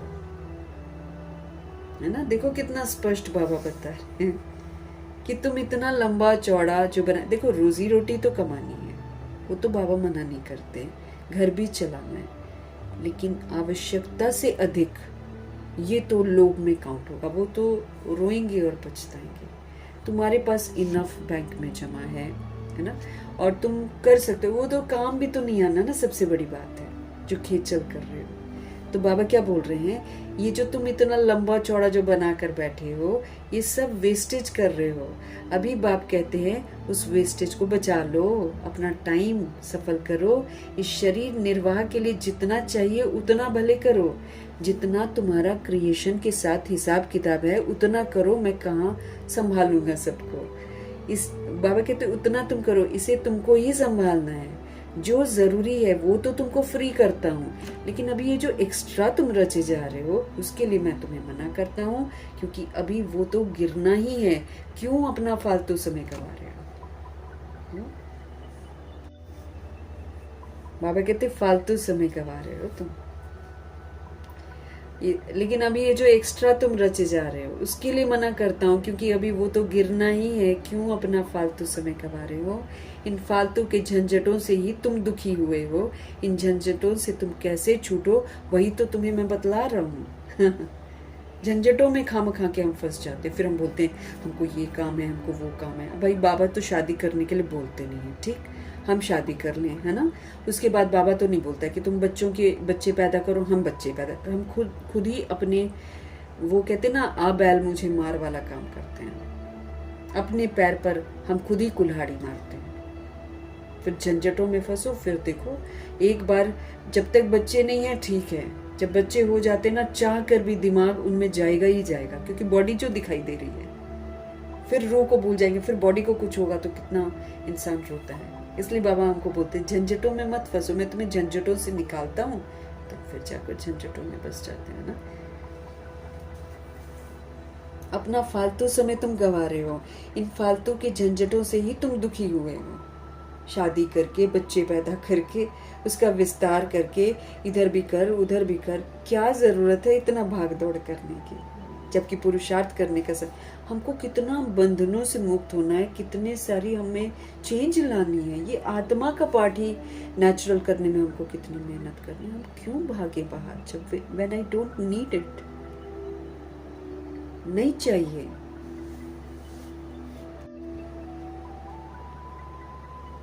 फिर भी बैठ करके अनेक बहाने लगाना, ये कहाँ की रीत है? बाबा कहते हैं कितने बहाने लगाते हैं, ये कहाँ की रीत है? फिर बाप भी कहते हैं कि देख लेना, अभी अगर मुझे सीधी अंगुली नहीं देते हो, अगर तुम मुझे हाथ नहीं देते हो, तो फिर मैं ऐसे नाक पकड़ के ले चलूंगा फिर। जब हम नहीं सुनते हैं, अब देखो ऊपर से नीचे आए हैं, एक तो हम गंदे बन गए हैं, हमको वो साफ कर रहे हैं, फिर वो वापस हमें इस विनाश के सेक से वापस लेकर जा रहे हैं। सीधी अंगुली पकड़कर बोल रहे हैं कि मेरे साथ तुम चलो। अंगुली पकड़कर चलना मतलब श्रीमत पर चलो। लेकिन क्योंकि ना शुरू की आत्माओं को बाबा ऐसे ही बढ़ाते थे, अभी तो थोड़ा लीनियंट हो गए हैं, लेकिन मम्मा स्पष्ट कर रही है ना, तो इसलिए मम्मा तो वही लैंग्वेज बोल देगी, झूठ थोड़ी बोलेगी मम्मा। तो बाबा क्या बोलते हैं कि देखो भाई, अगर तो फिर बाबा कहते हैं कि देख लेना, अभी अगर मुझे सीधी अंगुली नहीं देते हो, अगर तुम हाथ नहीं देते हो, तो फिर मैं ऐसे नाक पकड़ के ले चलूंगा। नाक पकड़ेगा तो फिर दम फूटेगा, फिर दुख होगा, सजाएं खानी पड़ेंगी, है ना। नाक पकड़ने का मतलब ये धर्मराज के हवाले कर देते हैं ना बाबा। धर्मराज मूवी दिखाते हैं, मुरली चल रही है, जैसे अब आज की मुरली है, ये बाबा दिखा देंगे, और जो भाग दौड़ आत्मा कर रही है वो भी बाबा दिखा देंगे। ये तुम, और फिर भाग दौड़ का अंत क्या होगा वो भी दिखा देंगे, कि जिस पैसे के लिए तुमने इतना भाग दौड़ करी वो तो तुम्हारे काम भी नहीं आया। फिर मैं ऐसे नाक पकड़ करके ले चलूंगा। नाक पकड़ेंगे ना तो फिर दम तुम्हारा घुटेगा, फिर दुख होगा, तुम्हें सजाएं खानी पड़ेंगी। इसलिए कहते हैं अभी हाथ में हाथ देकर सीधा चलने का टाइम आ गया है, कि घर वापस चलना है, तो फिर इधर का विस्तार मुझे क्यों करना है? बाबा रक्षा नहीं करेंगे हमारी अगर हम कहना नहीं मानेंगे तो, चाहे कुछ भी हो जाए। 16,108 करोड़ बच्चों की रक्षा नहीं होगी। गलत फहमी में है लोग, अब तो टाइम पास के लिए मुरली पढ़ लेते हैं, हम तो ये कर लेते हैं, हम तो यज्ञ में पैसे दे देते हैं, बस हम बच जाएंगे। नहीं बचेंगे ना। धर्मराज के हवाले भी तो होंगी बच्चे जो कहना नहीं मान रहे।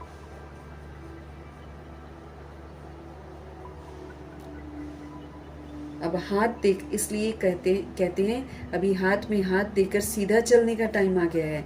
अगर सीधी तरह से आप नहीं चलेंगे तो फिर मेरे हाथ में तुम्हारा नाक भी तो आएगा। फिर देख लेना। शुरू में बोलते थे बाबा ऐसे शक्ति वाली भाषा बोलते थे बाबा, फिर देख लेना, फिर बाबा नहीं सुनेगा किसी की बात। अगर हम चाहेंगे कि हमको बचा ले, और हादसे तो देखो कैसे कैसे होंगे, कोई जलेगा तो कोई कटेगा तो कोई दफन होगा, ऐसे वाले हादसे होंगे। फिर उस समय कुछ नहीं हो सकेगा, ना कुछ कर सकेंगे। इसलिए बाप कहते बच्चे अब तुम मेरे हो करके, मेरे पास आ करके, मेरी बातों को सुन करके अगर फिर भी तुम कुछ नहीं करते हो तो उनके लिए बहुत कड़ी सजाएं हैं। इसलिए जिन विचारों को पता नहीं उसकी तो बात अलग है, यही तो बात है। जो द्वापर युग कलयुग की सोल्स हैं वो तो नहीं पढ़ती हैं, उनकी बात अलग है, उनको सजाएं बिल्कुल डिफरेंट मिलेगी। लेकिन वो तो हमारी वजह से हम बदले नहीं है, इसलिए वो नहीं बदल रहे हैं, हमको पकड़ा जाएगा। प्रभु जी स्पष्ट कर रहे हैं। इसलिए बाप कहते हैं बच्चे अब तुम मेरे हो करके, मेरे पास आ करके, मेरी बातों को सुन करके अगर फिर भी कुछ नहीं करते हो तो उसके लिए बहुत कड़ी सजाएं हैं। इसलिए जिन बेचारों को पता नहीं उसकी तो बात अलग है, बाकी जिन्हों को पता है, जो बैठ के सुन के फिर इन्हीं बातों में गफलत की, तो उनकी तो खैर नहीं है। सही में हम लोग की खैर नहीं है। अगर हम सारा दिन अपने को आत्मा समझकर नहीं चलेंगे, अगर हम आत्मा के स्वधर्म में रहकर पाठ नहीं बजाएंगे तो हमारी खैर नहीं है, क्योंकि हम जगे नहीं हैं, और हम जगे नहीं हैं तो हम जगा नहीं सकते हैं रूहों को, और नहीं जगाएंगे उनकी भी सजा मेरे मत्थे। एक का 100 गुना, एक का 1000 गुना, एक का 1,00,000 गुना।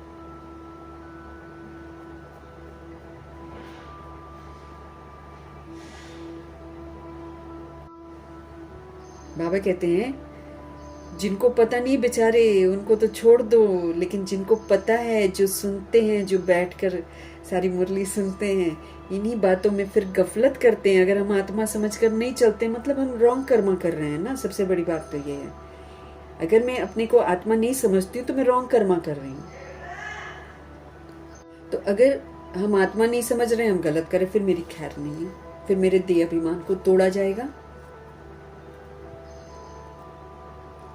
बाकी जिन्हों को पता है, जो बैठ के सुन के फिर इन्हीं बातों में गफलत की, तो उनकी तो खैर नहीं है। जैसे 10 गुना फायदा होता है वैसे 10 गुना नुकसान भी तुम्हारा होगा। तब कहते हैं ना, अपने नुकसान को, अपने घाटे को अच्छी तरह से समझो, अच्छी तरह से कुछ तो अपनी बुद्धि खोलो। अभी बाप से बुद्धि योग लगाएंगे तब तो मेरे को ताकत मिलेगी, तब तो मैं आत्मा चार्ज होंगी, तब तो चार्ज वाली दुनिया में जाऊंगी। चार्ज ही नहीं होंगे तो फिर तो हम बहुत पीछे आएंगे, फिर तो त्रेता युग के एंड में आएंगे। डिस्चार्ज्ड बैटरी अगर थोड़ा सा ही चार्ज होगी तो सचखंड में मेरे को आने कौन देगा।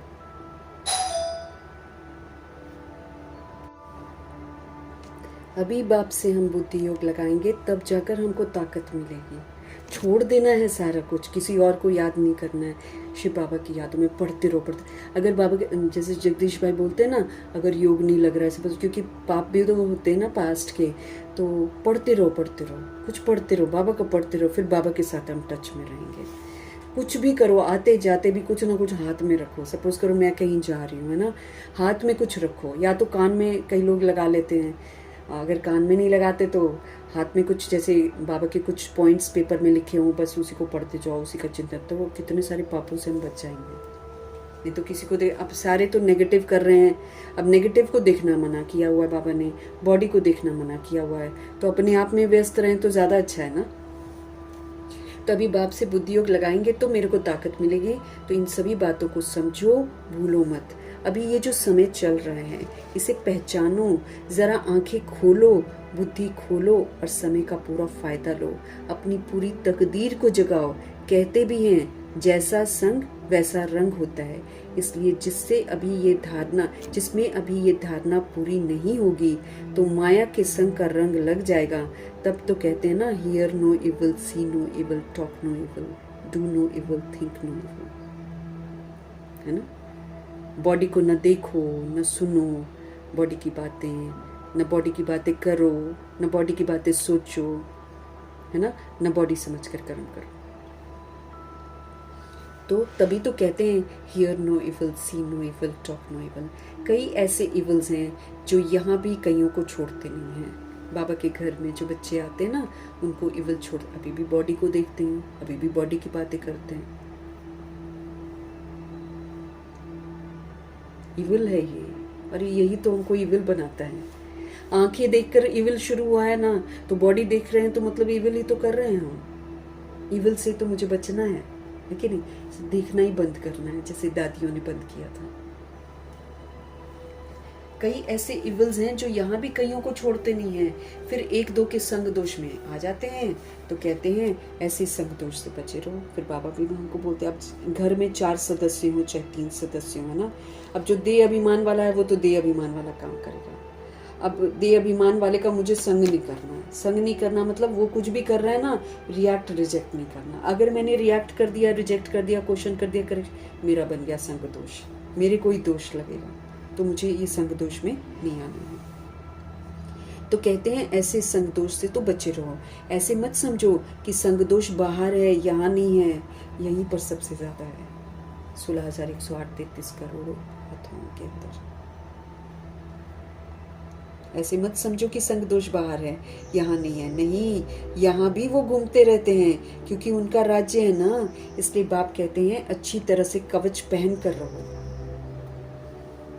देह अभिमान वाले लोग, बाबा के घर भी तो है ना, अब सबका हमारा देह अभिमान थोड़ी खत्म हो गया है, इसलिए देह अभिमान तो यहाँ पर है। तो क्योंकि बाबा कहते हैं राज्य है ना, इसलिए बाप कहते हैं अच्छी तरह से कवच पहन कर रहो।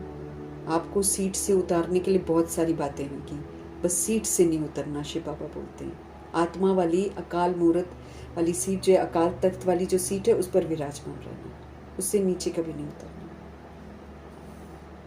इसलिए बाप कहते हैं अच्छी तरह से कवच पहन कर रहो। कवच होगा तो उसकी गोली लगेगी नहीं, गोली है। अरे कई लोग है ना, ज्ञान में नीचे चलते हैं ना, तो आपको भी नीचे गिराएंगे, आपको भी डिस्टर्ब करने आगे। लेकिन हम सुरक्षा कवच पहन कर रखेंगे आत्मा का और परमात्मा का, तो फिर कोई हमको उसकी गोली लगेगी नहीं तो घायल कर देगा, हमको भी विस्मृत कर देगा। उसकी गोली कौन सी होगी? मुझे विस्मृत करने की गोली होगी। योग का ही कवच है, ज्ञान की तलवार है। इन सभी अस्त्र शस्त्रों को अपने पास अच्छी तरह से संभाल कर रखो, समझ भी रखो और साथ में बाबा की याद को रखो। ये मेरे सुरक्षा कवच हैं। कहते भी हैं जो करता है वही पाता है ना? कहते भी हैं जो करता है वो पाता है। ये तो भविष्य प्रारब्ध बनाने की बातें हैं। यहाँ तो प्रारब्ध नहीं भोगनी है ना, यहाँ तो कोई गुरु बन करके नहीं बैठना है मुझे, इसमें कोई मिसअंडरस्टैंडिंग न करे, इसलिए ये सब समझाया जाता है। कहते भी हैं कि जो करता है वो पाता है। ये तो भविष्य प्रारब्ध बनाने की बातें हैं।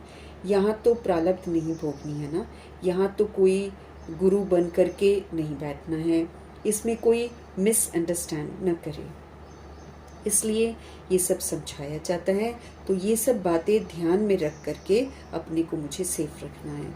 यहाँ कोई खर्चे आदि की बात नहीं होनी चाहिए। अभी ये सब खर्चा दूसरों के कल्याण अर्थ ही यूज़ करना है ना, कि हम अपने लिए खर्चा करें। तो मम्मा जी समझा रही हैं कि यहाँ कोई खर्चे आदि की बात नहीं होनी चाहिए। जो मिल रहा है यज्ञ से मिल रहा है उसको उतना यूज़ करना है। अभी ये सब खर्चा दूसरों के कल्याण अर्थ ही यूज़ करना है। एक एक पाई भी सब इसी कार्य में लगानी है। मम्मा लोगों के समय में तो ऐसे ही हुआ करता था कि एक एक पाई वो लोग, ये नहीं कि अपने ऊपर नहीं कभी खर्चा करते थे वो लोग। पर्सनल ब्रह्मा जी ने अपने लिए नहीं कभी खर्चा किया। तो फिर से अब इशारे बाकियों को भी मिल रहे हैं। अच्छा, ऐसे बाप दादा और माँ के मीठे मीठे बहुत अच्छे खबरदार रहने वाले बच्चों के प्रति याद प्यार और गुड मॉर्निंग। हमको बहुत खबरदार रहना है। तो ऐसे बाप दादा और माँ के मीठे मीठे बहुत अच्छे खबरदार रहने वाले बच्चों के प्रति याद प्यार और गुड मॉर्निंग। प्रश्न है, मम्मा हम चलते फिरते योग की ऊंची अवस्था में कैसे स्थित हो सकते हैं? किसी ने पूछा होगा। उत्तर, वास्तव में अपनी ये जो लाइफ है ये नेचुरल योग की हो जानी चाहिए। मतलब भगवान हमारी स्मृतियों से हटने नहीं चाहिए, नेचुरल एकदम। तो वास्तव में अपनी ये लाइफ नेचुरल योग की ही हो जानी चाहिए, क्योंकि योग है निश्चय। तो हरदम निश्चय को कायम रख प्रैक्टिकल वो स्वरूप हमको बन जाना है कि सोल हूँ, परमात्मा का बच्चा हूँ, परम धाम निवासी हूँ। ये जो निश्चय है ना, इसका स्वरूप हमको बनना है। हमको आत्मा बनकर पाठ बजाना है। आत्मा का रोल प्ले। पहले हम लोग बॉडी का रोल प्ले करते थे, अब बाबा ने बोला है तुम आत्मा का रोल प्ले करो। आत्मा कैसी होती है वैसा रोल प्ले करो। आत्मा सतोगुणी होती है, आत्मा फरिश्ता होती है, आत्मा योगी जीवन वाली होती है ना, वैसा वाला पाठ बजाओ, बाबा कहते हैं। निश्चय रूप बनकर कर्मेंद्रियों से कर्म करो, भल स्थूल कर्मेंद्रियां कोई भी कार्य करती रहें, मगर खुद को उसी ही सुख स्वरूप अवस्था में लवलीन रहना है। निश्चय रूप बनकर हमें कर्म इंद्रियों से कर्म करना है। भल स्थूल कर्मेंद्रियां कोई भी कार्य करती रहें, मगर खुद को उसी ही सुख स्वरूप अवस्था में लवलीन रहना है। जो मतलब शांत स्वरूप, पवित्र स्वरूप, सुख स्वरूप, प्रेम स्वरूप, आनंद स्वरूप, शक्ति स्वरूप, इसी में जीना है हमको। ऐसा ही रहकर पाठ बजाना, फिर चाहे उधर से कुछ भी होता हो, इस बात का ध्यान रखना है। निश्चय रूप बन कर्म इंद्रियों से कर्म करना है। भल स्थूल कर्मेंद्रियां कोई भी कार्य करती रहें, मगर खुद को उसी ही सुख स्वरूप अवस्था में लवलीन रहना है। आपका चेहरा सदा सुख स्वरूप रमणीक दिखाई दे। कोई भी अशुद्ध संकल्प विकल्प हमारे अंदर न रहे, क्योंकि जब नहीं रहेंगे ना तो चेहरा सुख स्वरूप दिखाई देगा। और जहाँ मेरे को डाउट आया, जहाँ कुछ और संकल्प चला भगवान के श्रीमत के विपरीत अशुद्ध कोई चला, तो वो अशुद्धता चेहरे से दिखाई देगी। फिक्र होगी, चिंता होगी, इस तरह की चीज़ें हो जाएंगी। ईश्वरीय आनंद में आंतरिक मगन अवस्था में रहो, तो फिर कोई भी अशुद्ध संकल्प विकल्प की उत्पत्ति हमारे अंदर होगी ही नहीं। अगर हम ईश्वरीय आनंद में आंतरिक मगन अवस्था में अंतर्मुखी होकर रहेंगे, तो फिर कोई भी अशुद्ध इम्प्योर संकल्प विकल्प की पैदाइश ही नहीं होगी मेरे अंदर। शुद्ध प्योर धरनी में जो भी संकल्प उत्पन्न होगा वो लोक संग्रह प्रति अथवा अपनी उन्नति प्रति ही होगा। अगर हम शुद्ध प्योर धरनी में, पवित्रता में जो भी हम संकल्प करेंगे, जो भी संकल्प उत्पन्न होगा वो सबके भले के लिए होगा, लोक संग्रह प्रति अथवा अपनी उन्नति प्रति होगा। ये अति मीठी सुंदर अवस्था है जो समय पर हमारी मदद करती है। अब अगर हम ये अवस्था में रहेंगे ना, शुद्ध प्योर अवस्था में अगर हम रहेंगे तो बाबा कहते हैं ये अति मीठी सुंदर अवस्था है जो समय पर मदद करती है। ऐसे ईश्वरीय अलौकिक मीठी प्योर लाइफ बनाने का अभी गोल्डन चांस हमें मिलता है। ऐसे ईश्वरीय अलौकिक मीठी प्योर लाइफ बनाने का अब ही गोल्डन चांस हमें मिला हुआ है। तो ऐसी अवस्था बनाने के लिए मम्मा कहती थोड़ी मेहनत तो करो। बाबा भी बोलते हैं और मम्मा भी समझा रही हैं कि भाई इसके लिए थोड़ी मेहनत तो करो। जब हम योग में बैठते हैं तो अंदर में मंत्र पूजा जप आदि हमको कुछ भी नहीं करना है ना। जैसे भक्ति मार्ग में कोई अंदर ही अंदर प्रार्थना करते हैं, माला जपते हैं, मूर्ति को सामने रखकर फूल चढ़ाते हैं, वो सब कुछ अंदर ही अंदर करते हैं जिसको मनसा पूजा कहेंगे। लेकिन हमारे योग में हम सिर्फ अपने स्वस्वरूप में, आत्मिक स्वरूप में, सतोगुणी स्वरूप में स्थित होकर सुख स्वरूप बन जाते हैं। अपने मन सहित सभी कर्मेंद्रियों को कंट्रोल कर एकाग्र चित्त बन ईश्वरीय सुख स्वरूप हो जाते हैं। इसके लिए योग का टाइम पर्सनल मुकर्रर करो। बैठो बाबा की यादों में, जहां एक टाइम पर बैठकर अभ्यास करते हैं। सिर्फ व्यक्त बातों से नाता तोड़कर अव्यक्त संबंध से नाता जोड़कर रखना है। हमको क्या करना है, जितना भी व्यक्त नाते हैं, व्यक्त बातें हैं, मतलब बॉडी से रिलेटेड दुनियावी बातें जितनी हैं वो हमको करनी नहीं है। उससे नाता तोड़कर हमको अब अव्यक्त संबंध से नाता जोड़ना है, बाप दादा से संबंध जोड़ना है। तो याद सहज हो जाएगी फिर हमारी। इसके लिए मम्मा कहती हैं अपना टाइम फिक्स करो, कहीं ना कहीं मुकर्रर करो। जैसे मम्मा 2 बजे उठकर करती थी, है ना, ऐसे हमको भी बोलते हैं कि तुम भी टाइम को मुकर्रर करो जहां एक टाइम पर बैठकर अभ्यास करते हैं। सिर्फ क्या करो कि व्यक्त बातों का नाता तोड़ दो और अव्यक्त संबंध से नाता जोड़कर रखना, तो याद सहज हो जाएगी। अच्छा, ओम शांति। सद्गुरु जी का वरदान। बाप दादा के साथ द्वारा माया को दूर से ही मूर्छित करने वाले मायाजीत जगतजीत भव। हमको ये 2 टाइटल भी प्राप्त करने हैं। माया को जीतना है और जगत को जीतना है। माया अपने तरह तरह के प्रलोभन लेकर आएगी, हमको देह में फंसाएगी, दैहिक आकर्षण लेकर आएगी, कलयुग का भवका और दबदबा लेकर आएगी। अब अगर ये मायावी आकर्षण से हमें बचना है तो बाप दादा हम आत्मा को वरदान देते हैं कि बाप दादा का साथ रखो हमेशा। बाप दादा के साथ, है ना। हमारे शिव बाबा तो पवित्रता के सागर हैं और हमारे ब्रह्मा जी पवित्र स्वरूप बनकर गए हैं, फरिश्ता हैं, तो वो भी प्योर हैं। तो इनके साथ अगर हम हमेशा रहेंगे तो माया दूर से ही भाग जाएगी, बेहोश हो जाएगी और माया को हम जीत लेंगे, जगत को भी जीत लेंगे। तो जैसे बाप के स्नेही आप बने हो, ऐसे बाप को आप साथी बनाओ। हम बाबा से तो स्नेह करते हैं, अब बाबा कहते तुम बाप को साथी बनाओ, तो माया दूर। अब मेरे साथ अगर बाबा है तो माया कहाँ से आएगी, माया दूर से ही बेहोश हो जाएगी। शुरू का जो वायदा है कि आप संग खाएंगे, आप संग बैठेंगे, आप संग रूह को रिझाएंगे, जो भी एंटरटेनमेंट है हम बाबा के साथ करेंगे। शुरू की सोल्स ऐसा प्रतिज्ञा करती हैं। इसी वायदे के प्रमाण सारी दिनचर्या में हर कार्य जो है ना बाप के साथ करो, तो माया डिस्टर्ब कर ही नहीं सकती है, उसका डिस्ट्रक्शन हो जाएगा, उल्टा वो डिस्ट्रॉय हो जाएगी। तो साथी परमात्मा को सदा साथ रखो। तो साथ की ये जो शक्ति है, इससे और इसके मिलन में मगन रहने से मायाजीत जगतजीत बन जाएंगे। तो बाप दादा के साथ के द्वारा माया को दूर से ही मूर्छित करने वाले मायाजीत जगतजीत भावो। जैसे बाप के स्नेही बने हों, ऐसे बाप को अपना साथी बनाओ तो माया दूर से ही मूर्छित हो जाएगी।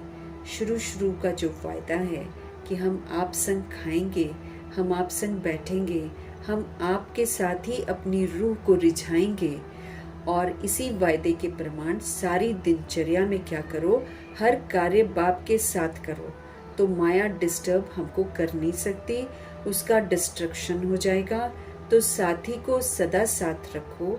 साथ की जो ताकत है, इससे और मिलन में मगन रहने से हम माया को भी जीत लेंगे, जगत को भी जीत लेंगे, और माया जीत जगत जीत का टाइटल प्राप्त कर लेंगे। स्लोगन है, अपनी ऊंची वृत्ति से प्रवृत्ति की परिस्थितियों को चेंज करो। सोच, अपना नजरिया, अपनी सोच ऊंची रखो। तो अपनी ऊंची वृत्ति से प्रवृत्ति की परिस्थितियों को तुम चेंज कर दो। अब घर में गृहस्थ में रहते ना, चाहे लौकिक प्रवृत्ति है चाहे अलौकिक प्रवृत्ति है, दोनों में परिस्थितियां आती हैं, उसको चेंज कर दो। कैसे? अपनी ऊंची सोच के साथ, अपनी ऊंची वृत्ति के साथ, अपनी ऊंची स्थिति के साथ प्रवृत्ति में आने वाली परिस्थितियों को अचल अडोल रहकर, शांत स्थिर रहकर, संतुष्ट रहकर, खुश रहकर उसको चेंज कर दो। बाबा कहते हैं हम आत्मा को अव्यक्त इशारे रोज मिल रहे हैं। इस विधि से भी हमको फुल पास होना है। हमको सदा हर्षित रहना है। कौन सा हर्षित? आत्मिक हर्षित पर, वो वाला बॉडी वाला नहीं कि किसी को नुकसान हुआ तो हम हर्षित हो रहे हैं, अच्छा हुआ उसके साथ ऐसा, वो वाला नहीं। इसमें हर रूह का भला चाहना, वो आत्मिक प्रसन्नता कि हर रूह का चाहे कितना भी विनाश भी होगा, रूह का कल्याण होगा, रूह बहुत सारे बुराइयों से मुक्त हो जाएगी। तो सदा हर्षित रहने के लिए अपनी नेचर को क्या करना पड़ेगा? सरल बनाना पड़ेगा, सहनशील बनाना पड़ेगा। अव्यक्त स्थिति रूपी दर्पण को साफ और स्पष्ट करने के लिए सरलता, श्रेष्ठता और सहनशीलता, इन 3 बातों पर ध्यान दो। अव्यक्त स्थिति रूपी दर्पण को साफ और स्पष्ट करने के लिए क्या करना पड़ेगा? हमको सरलता, श्रेष्ठता और सहनशीलता, इन 3 बातों पर ध्यान देना पड़ेगा। तब मेरा अव्यक्त स्थिति का जो दर्पण है ना, वो साफ रहेगा। पुराने दैहिकपन को खत्म कर देना मतलब सरल हो जाना, और सहनशील, सहन कर लेना है ना, आत्मिक सहनशीलता, कि अगर हम सहन करते हैं तो हम अपना भी भला करते हैं, हम दूसरी रूह का भी भला करते हैं, वो वाला फीलिंग होना चाहिए हमारे अंदर। और श्रेष्ठता, श्रीमत पर चलकर हर सब कुछ करना है। अगर तीनों में से एक भी बात की कमी हमारे अंदर रही तो दर्पण पर भी कमी का दाग दिखाई पड़ेगा। मतलब मेरी अव्यक्त स्थिति नहीं दिखाई देगी, मेरी फरिश्ता स्थिति नहीं दिखाई देगी, उसमें दाग दिखाई देगा, कमी का दाग कि इतना कम है। फरिश्ता स्वरूप बनना है ना हमको। अभी जितना भी हम पुरुषार्थ कर रहे हैं, इसमें कर्म योगी फरिश्ता बनकर मेरे को फरिश्ता स्वरूप बनना है। बाबा कहते हैं वहां पर फरिश्ते की माला लेकर हमारा संपूर्ण स्वरूप खड़ा है सूक्ष्म वतन में। जो सोल फरिश्ता बन जाएगी उसके गले में वो माला डाल देंगे, ऐसे होगा। तो बाबा कह रहे हैं ये तीनों विशेषताएं जो हैं, बातों पर मुझे ध्यान रखना है। एक तो दैहिक जो स्मृतियां हैं उसको समाप्त करके मुझे बिल्कुल सरल बन जाना है, और श्रीमत पर चलकर मुझे श्रेष्ठ कर्म करना है, और सहनशीलता को धारण करना है। इन 3 बातों पर ध्यान मुझे देना है। बाबा स्पष्ट कर रहे हैं अगर तीनों में से एक भी बात की हमको कमी हुई ना, तो दर्पण पर भी कमी का दाग दिखाई पड़ेगा कि इसमें ये चीज की कमी है, वो दाग लग जाएगा उसमें। इसलिए जो भी आप कार्य करते हो ना, जो भी कार्य करते हो उसमें साधारणता दिखाई नहीं देनी चाहिए,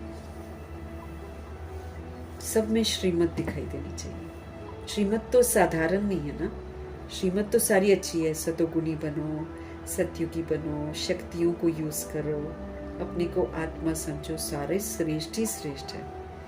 इसलिए जो भी कार्य करते हो उसमें साधारणता दिखाई नहीं देनी चाहिए। साधारणपन को श्रेष्ठता में बदली करो। श्रीमत पर चलकर हर कार्य में सहनशीलता हो और वाणी में सरलता को धारण करो, तब सेवा में सफलता दिखाई देगी। अब हमको बेहद की सेवा करनी है ना, तो बेहद की सेवा कैसे करनी है? एक तो मुझे सदा हर्षित रहना है, फिर जो मेरा स्वभाव है जो बड़ा जटिल हो गया था, है ना, सबके साथ एडजस्ट नहीं करना एंड ऑल दैट, जटिल था वो, उसमें मेरापन और तेरापन ये भिन्नता थी।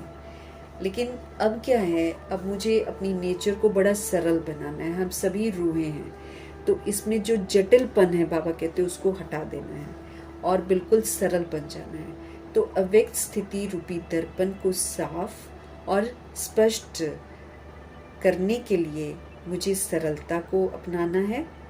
दैहिक जो जटिल बन गए थे ना, उसको ख़त्म कर देना है और अब मुझे बिल्कुल सिंपल, शुद्ध, सीधा साधा बनना है। कोई छल कपट नहीं, निष्कपट और निश्चल बनना है। उसको सरलता बोलते, जैसे छोटा बच्चा होता है, उसके मन में कभी भी किसी के लिए भेदभाव नहीं होता है। लड़ भी लेंगे तो भी अंदर से फिर वैसे के वैसे पूरा लड़ाई भूल जाते हैं, रूठ के जाएंगे अंदर, लेकिन थोड़ी देर बाद देखो तो फिर दो दोस्त, उनकी माएँ भले लड़ लेंगी बॉडी की, उनमें दुश्मनी हो जाएगी, लेकिन बच्चे फिर जाकर मिल जाते हैं। दैट इज सरलता। तो जटिलपने से मुझे बाहर आना है, सरलता। फिर श्रीमत पर चलो तो श्रेष्ठता, और जब हम श्रीमत पर चलते हैं तो मुझे सहनशील तो जरूर बनना है, क्योंकि दूसरी सोल मुझे तंग करेगी, वो मुझे बार बार मेरे तख्त से नीचे गिराएगी, वो बार बार मेरे तिलक को भी मिटा देगी, वो बार बार मेरे ताज को भी उतारने के लिए मजबूर कर देगी। लेकिन मुझे नहीं उतरना, मुझे अपनी सीट पर कायम रहना है। इसलिए मुझे सहनशीलता चाहिए। नहीं तो सहन नहीं किया तो तख्त से नीचे उतर गए। बाबा कहते हैं इन तीनों बातों पर ध्यान दो। अगर तीनों में से एक भी बात की कमी है तो दर्पण पर भी कमी का दाग जरूर दिखाई पड़ेगा। इसलिए जो भी आप कार्य करते हो उसमें साधारणता कभी दिखाई न दे। साधारणपन को श्रेष्ठता में बदली करना है। हर कार्य में सहनशीलता चाहिए और वाणी में सरलता को धारण करना है। वाणी में बिल्कुल सरल हो जाना है और कार्य में सहनशील होना है। कोई विघ्न डाल रहा है तो भी सहन कर लेना, तब जाकर सर्विस में बाबा कहते हैं सफलता दिखाई पड़ेगी, नहीं तो सफलता नहीं मिलेगी। क्योंकि सेवा में तरह तरह के लोग आते हैं ना, भिन्न भिन्न संस्कार के लोग आते हैं, तो उनको सहन तो करना पड़ेगा। तो साधारणपन को श्रेष्ठता में बदली करना, हर कार्य में सहनशीलता और वाणी में सरलता को धारण करना है, तब सर्विस में सफलता दिखाई देगी। मीठे प्यारे शिव बाबा का उनकी समझाने के लिए धन्यवाद करेंगे। उनकी सावधानियों पर ध्यान रखेंगे, उनकी चेतावनियों को तो अपने पल्ले में बांध कर रखेंगे ताकि हमको सदा याद रहे। क्योंकि बाबा स्पष्ट कर रहे हैं कि हमारी खैर नहीं है अगर हम अपने आप को सुधारेंगे नहीं, अगर हम श्रीमत पर नहीं चलेंगे तो सुधर कर जग कर औरों को भी जगाने का नेक कर्तव्य हमको करना है। इसलिए अपने पर बड़ी कड़ी नज़र रखनी है, ताज तख्त और तिलक संभाल कर रखना है। तो ऐसे परम पिता परमात्मा जो प्यारा सा पिता भी है और प्यारा सा टीचर भी है, प्यारा सा सदगुरु भी है, लेकिन फिर वो धर्मराज का रूप भी लेते हैं, सख्त भी हैं, सुप्रीम जस्टिस भी हैं। उनकी जो जस्टिस है वो बड़ी अद्भुत है। तो ऐसे प्यारे सुप्रीम जस्टिस का भी हम धन्यवाद करेंगे और ब्रह्मा जी का तो बहुत धन्यवाद करेंगे। यही ऑफिशियल धर्मराज बनेंगे। ये बाबा के सबसे अच्छे बच्चे हैं और बाबा की शिक्षाओं पर एक्यूरेसी से चलते हैं, हम आत्माओं को भी रास्ता दिखाते हैं। ऐसे व्यक्त ब्रह्मा, अव्यक्त ब्रह्मा, गुप्त बड़ी माँ, big brother, great great grandfather का रोल प्ले करने वाली आत्मा जी का धन्यवाद करेंगे। धन्यवाद करते हुए दोनों ज़बरदस्त स्लाइड्स को हाजिर नाजिर करते हुए उनके महावाक्य हम उन्हीं से समझेंगे।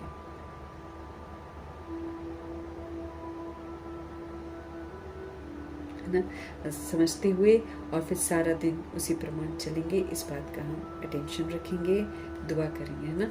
तो बाबा जी का भी धन्यवाद, मम्मा का भी धन्यवाद, और गुलजार दादी जी का भी धन्यवाद, अष्टरत्नों का धन्यवाद, नवग्रहों का धन्यवाद, एडवांस पार्टी की सारी सोल्स का धन्यवाद, बची हुई जितनी भी रूहें हैं, 16,133 करोड़ आत्माएं, कहीं ना कहीं ये हमारी मदद करती हैं ताकि हम अच्छे बने।